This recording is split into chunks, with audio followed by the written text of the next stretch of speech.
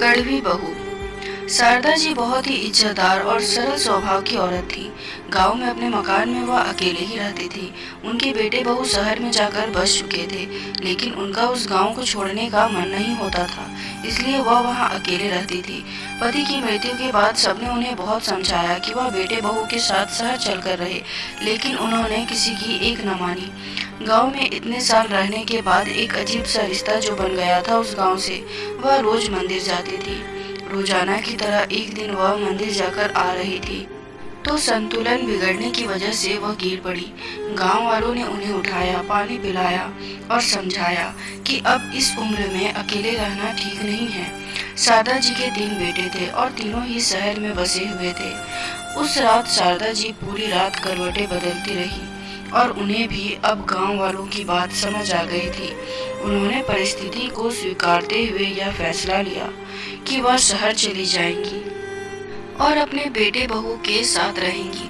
उन्होंने बच्चों को फोन करने का मन बना ही लिया।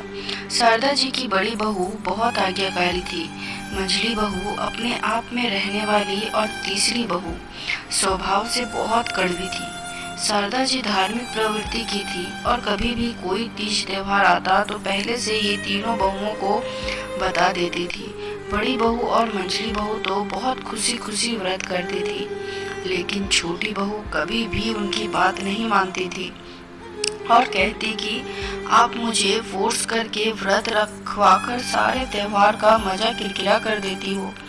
शारदा जी को वह एक आंख नहीं भाती और उसे हमेशा व्रत जाप करने के लिए कहती रहती थी कि शायद इसके कुछ पाप धुल जाएं।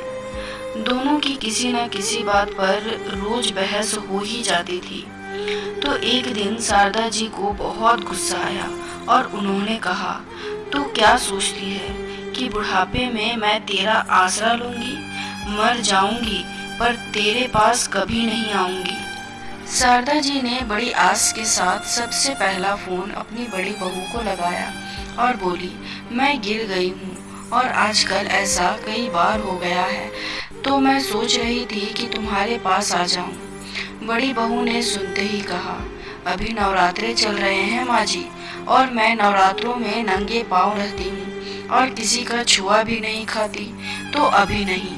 फिर शारदा जी ने मंझली बहू को फोन किया, लेकिन उसने भी कोई बहाना बनाकर टाल दिया।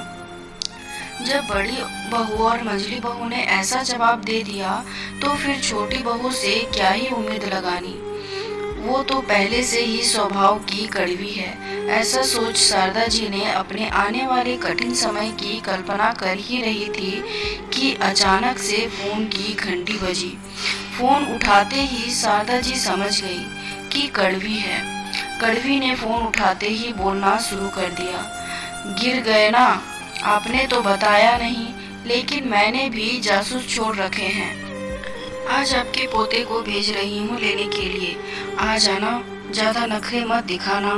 शारदा जी कड़वी की बातें सुनकर हैरान थी और बोली, क्या तुझे मेरी कही बातें याद नहीं है?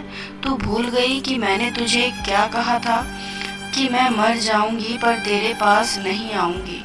हाँ हाँ, सब याद है, भूलूंगी नहीं कभी आपके कहे हुए वो शब्द, लेकिन आप मुझे नहीं जानते। मैंने तभी यह व्रत लिया था कि इस बुढ़िया को मरने नहीं देना, और आज से मेरा व्रत शुरू हो गया है। तो दोस्तों, इंसान की परख बुरे वक्त पे होती है।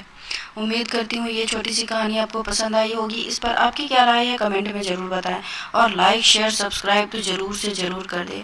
कहानी सुनने के लिए बहुत बहुत धन्यवाद। फिर मिलते हैं एक और कहानी के साथ।